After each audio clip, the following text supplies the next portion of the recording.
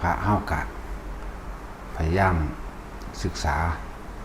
พระไตรปิฎกไว้นำเพราะหลายๆอย่างมันบ่แม่นเรื่องคลำคลึมันบ่แม่นเรื่องล้าสมัยหรือบ่ทันสมัยมันเป็นชีวิตจริงซึ่งคำสอนพุทธเจ้าเป็นอมตะเข้าได้กับทุกยุคทุกสมัยมันเป็นเรื่องล้ำสมัยสามารถนำความรู้ของพุทธเจ้าออกมาแก้ไขปัญหาเหตุการณ์ในปัจจุบันได้ตลอดเลยจังว่าศึกษาไว้แน่ว่าหมู่พระภิกษุสงฆ์เฮานี่จะต้องเป็นผู้นำทางจิตวิญญาณเป็นผู้นำทางความคิดเป็นผู้นำทางความรู้สึกตามความเป็นจริงเป็นผู้นำออกจากทุกข์ฉะนั้นก็เลยว่าอยากให้แต่ละองค์ศึกษาไว้อ่านได้ทั้งเบิดยิ่งดีเพราะว่าแต่ละเหตุการณ์เวลาเขาติดขัดนะทำหรือสิ่งที่เขาจดจำได้พูดขึ้นมาเองขึ้นมาแก้ไขเหตุการณ์พูดขึ้นมาเหตุให้เขาสามารถนำคำสอนเรานั้นออกมาเป็นเครื่องเปรียบเครื่องเทียบแก้ไขเหตุการณ์ของแต่ละองค์ได้นั่นแหละมันจะพูดขึ้นมาเองดอกถ้าเขาอ่านไปแล้วจำได้ว่าได้ก็สร้างอ่านไปเถอะถึงเวลาหลังเป็นอย่างหนึ่งมันก็บ่แน่หมายถึงว่าเขาคิดว่าเขาสิบ่ได้เทศเขาคิดว่าเขาสิบ่ได้นำอีหยังนี่นั่นแหละมันบ่แน่นอนดอกจากอย่างดอกบ่ได้คิดว่าสิได้เป็นผู้นำก็ได้เป็นเหมือนมันนั่งเป็นของมันก็เลยว่าศึกษาไว้มั่งพระไตรปิฎกเฮาก็มีหลายฉบับอยู่สอธรรมภักดีก็ฉบับหนึ่ง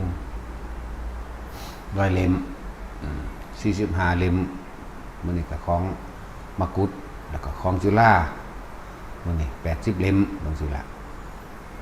อ่านเอามันก็มีหลายแบบแต่ว่ามันก็คล้ายๆกันนั่นแหละก็อันเดียวกันนั่นแหละพี่จริงแต่ว่าของมันสอธรรมภักดีมันอาจจะเฟือไปมั่งแต่ว่าอยากให้อ่านทุกอันนั่นแหละเพราะบางอย่างเขาก็ตัดออกบางอย่างเขาก็เพิ่มขึ้นโดยเฉพาะแต่ว่าเฮาก็สิได้เป็นโดยตัวเฮาเองเฮาสิประมวลในการเรียบเรียงของตนเองเนาะมันสิมีโตมันสิเป็นโตของตนเองขึ้นมาเองดอกในการนำธรรมบทต่างๆในการนำอดีตชาติของพุทธเจ้ามาแก้ไขเหตุการณ์ของตัวเฮาเองอ่านพระไตรปิฎกแล้วก็ที่เขาเจ้าคัดลอกคัดกรองออกมาประเภทมงคล38จังซี่แล้วก็หลายๆอย่างที่เขาเจ้าคัดออกมาอธิบายพิเศษอภิธรรม7จังซี่พระคาถาวัตถุพระธาตุคาถาพระพุทธราบัญญัติพระมหาสติปัฏฐานมันจะแยกออกเป็นหมวดเป็นหมู่ของมันมาเองนี่แค่คร่าวๆใ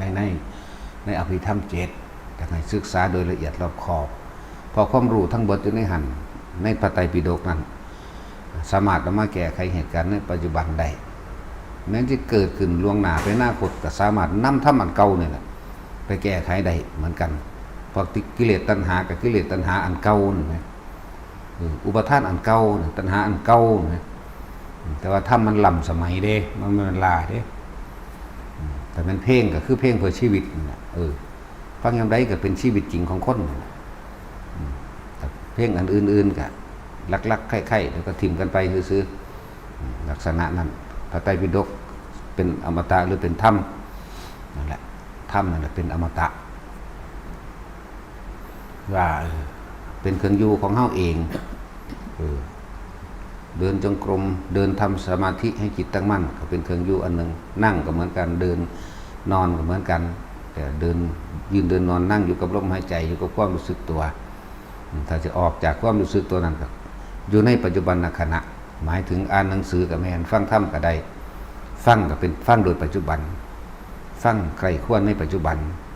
เป็นฟังหรือท่องแต่ว่าความคิดความรู้สึกไปอยู่ในผู้อื่นลักษณะนั้นและจังว่ามุงพาเฮากับศึกษาเอาไว้เวลาเขาถามอย่างบ่มีอีหยังสิเอาออกมาตอบเขาเด่นเห็นบ่ล่ะบ่ปฏิภาณเลยบ่มีไหวพริบบ่มีปฏิภาณนะในการ ตอบโต้ปัญหาทกถ้ำซึ่งกันและกันสั่นแหละเขาต้องรู้บ่มีเนื้อรุติบ่จักต้นกำเนิดของอักขระและภาษาบ่รู้คำแปลโดยความรู้สึกมันคำแปลโดยพวกที่เขาแปลตามภาษานะมันแปลตรงโตมันบ่ทันได้ลดนะบ่ได้อรรถรสนะแต่เฮาเป็นเองแล้วเฮาสิได้อรรถรส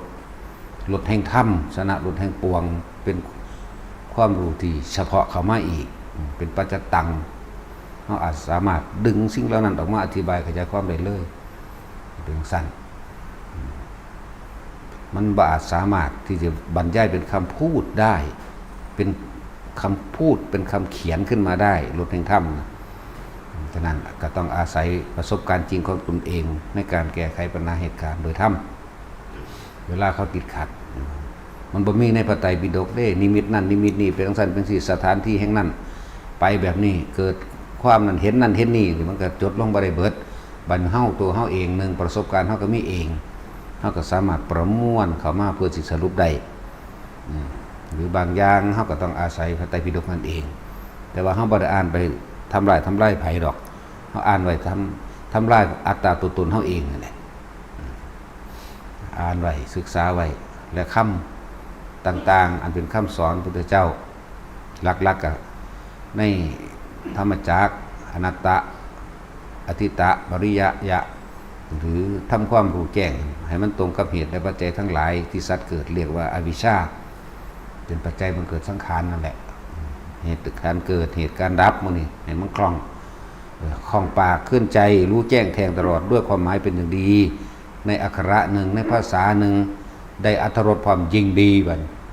นั่นแหละเน้นย้ำพระเฮาจังได๋ก็เป็นผู้สืบศาสนาโดยตรงเดี๋ยวคนมันสืบบ่ได้สัมผัสแต่ว่ามีพระสิเลยสิอยู่ซื่อๆสิเว้าขึ้นมานี่ยากบ่ได้นั่นแหละถึงว่าหมู่พระภิกษุสงฆ์นี่แหละผู้สืบศาสนาแท้ๆอันพวกทำทาว่าเพื่อรักษาศาสนาแต่ว่าไปหาไหลจับพระนั่นสิสืบหาแม่มึงบ่แนวนั้นบ่แม่นต้องนำคนเข้าบวชตัวจังสิเอิ้นว่าสืบอันนี้นำคนไปสืบไล่พระออกจากวัดจากป่าจังซี่มาควบคุมพระบอกได้เลยว่าภาษาคน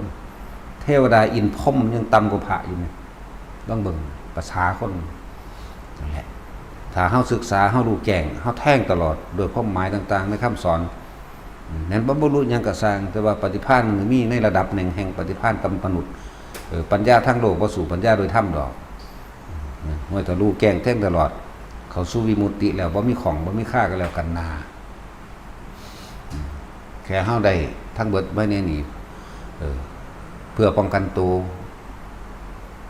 การลุกลานหรือการบุกรุกการรังแกข่มเหงต่างๆมันนี่ก็เฮาก็เอาไว้แต่เพื่อเราที่เฮาป้องกันตัวน่ะหมายความว่าเฮาบ่ได้ไม่ได้ถือเอาความแพ้แล้วเกิดมาเป็นสะใจว่าเขาแพ้หรือไม่ได้ถือเอาความชนะเกิดเป็นการเจ็บใจอีหยังหรือถือมานะทิฏฐิเราทำเพื่อปกป้องตัวเองเพื่อให้เหตุการณ์นั้นสงบลงได้เพื่อการประสานสมานมิตร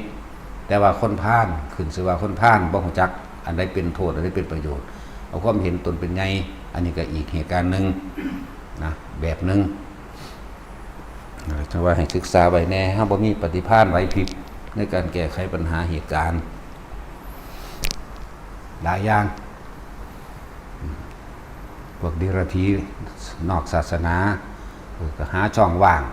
ช่องโหว่ที่เข้ามาเพราะว่าอย่างภิกษุสงฆ์ละหลวมในหลักธรรมความจริงภิกษุสงฆ์ละหลวมในพระวินัยความจริงคือบ่เอาพระศาสดาเป็นต้นแบบต้นฉบับพวกที่ทำตามคดีโลกทำตามอาญาโลกทำตามกฎหมายโลกพวกนั้นบวชกับคนบ่ได้บวชกับพระพุทธเจ้าพวกเข้าบวชกับพระพุทธเจ้าทำและวินัยนั่นแหละจะเป็นศาสดาแทนเราตถาคตศาสดาของเราคือธรรมและวินัยบ่สนใจไผเฮ็ดจังได๋ก็ตายโดยอุดมคติในธรรมตายโดยอุดมคติในพระวินัยปลอดภัยก็แล้วกันนะงั้นที่ถือขาตายก็ไปที่ดีนะไปในสิ่งที่สูงก็แล้วกันนะนั่นแหละบ่ขาก็ตายแต่เฮารักษาพระธรรมรักษาพระวินัยเอาชีวิตเขาแลกพุทธเจ้าอันใดเพิ่นบ่ตั้งเฮาก็อย่าไปสนใจมัน เพิ่นบ่ตั้งพระครูเพิ่นบ่ตั้งพระสังฆราชเพิ่นบ่ตั้งพระพรหมเพิ่นบ่ตั้งพระลาภเพิ่นบ่ตั้งเฮาก็เอาตามพระพุทธเจ้าแต่ว่าเฮาเด็ดเดียวเด็ดขาดอยู่หม้องนี้เลยบ่สนใจนะนั่นแหละมันอิหยังสิมาควบคุมก็สร้างเฮาบ่สนใจโดยกฎหมายอุ้ยพระวินัยน่ะมันแน่นหนาปานก้อนหินหรือปานลูกแก้วมันบ่มีหม่องฟิวเลยได้นั่นน่ะถ้ามันเลยบางงานมันเฮ็ดผิดไปแล้วก็เป็นเรื่องของโลกไปก็แต่ว่าส่วนมากคนมันหาวิธีช่องว่างช่องโหว่เจาะเข้ามาเพราะความอ่อนแอของหมู่ภิกษุสงฆ์ทั้งหลายไม่ศึกษาพระวินัยไม่ศึกษาพระธรรมเขาก็เลยตัวเองก็บ่รู้จักหยังก็เลยไปตามเขามีคณะปกครองสงฆ์จังสั่นจังซี่ปกครองตัวเองบ่ได้ก่อนเถอะบางคนบ่พอใจเด้เขาบอกนั่นนี่กฎหมายกฎหมาที่กฎหยังก็สร้างแมงเตะปากมันบ่ได้สะอ่อนอยู่แล้วเจ้าคณะตำบลอำเภอจังหวัดอีหยังพุทธเจ้าให้เถระฟังความพระเถระมาสกรแต่ว่าเถระบางทีมันก็เถเละนั่นแหละบ่รู้จักได้เป็นโทษบ่ได้เป็นประโยชน์บางทีก็เป็นเครื่องมือใส่ของคนเหตุนี้หลวงพ่อจึงให้ศึกษาพระธรรมในหนังสือนี่แหละในพระไตรปิฎกแล้วก็ศึกษาพระวินัยไว้ป้องกันตนเองนั่นแหละมันบ่มีปฏิภาณไว้ผิดในก่อนตอบโต้วิสารถะกับเขาปัญญาบ่ทันบ่ถึงมันได้แต่ศูนย์ถ้าเฮาหยิบยกข้ออัดข้อธรรมบทนั้นบทนี้ขึ้นมายกอ้างกันมันก็ลงกันอยู่ดอกนอกเว้นไว้ตาพานถ้าพานมันก็พานกว่าเอาแนวนี้โลกเดี๋ยวนี้มันเป็นแบบนี้ก็ต้องเฮ็ดแบบนี้ถ้าพานกว่าสั่นพานจริงๆแต่ว่าจักวิธีลบหลีกอยู่ดอกหน้าคนทรงชาติเป็นบ่ต้องย่านนรกจักบ่ล่ะนำเลยสันตติอมาตย์เฮาเป็นอรหันต์หมดดอกเป็นจังซั่นแม่นบ่ล่ะเมาเหล้าเมายาขาคนอยู่คักๆไปมือที่7บรรลุอรหันต์เสยแถมซ้ำเปิดเผยตัวเองขึ้นแสดงธรรมแสดงอิทธิฤทธิ์ต่างๆสารพัดเตโชธาตุกสินเผาตัวเองบนกลางอากาศอัตถิธาตุเกิดไกลเป็นพระธาตุเป็นแก้วเป็นประกายผึกออกมานั่นแล้วสั้นแล้วเราจะยังนั่นแหละให้กำลังใจในแนวทางถ้าจะพูดถึงว่าพระเจ้าอโศกมหาราชขาคนเป็น10ล้านเนาะคือว่าตกนรกคือมาเป็นทันพอลี่อยู่เนี่ยใกล้ๆนี่ก็จังสั้นแล้วย่านแมวยังภาษาคนพาน่ะนำรถมาอีกรถนั่นแหละจังหวะเขาบ่ได้สนใจเทียบใส่กันกับยุ่งบ่มีประโยชน์หยังพวกคนพากับซ้ำยุ่งบ่บาปดอกนะเอาพอ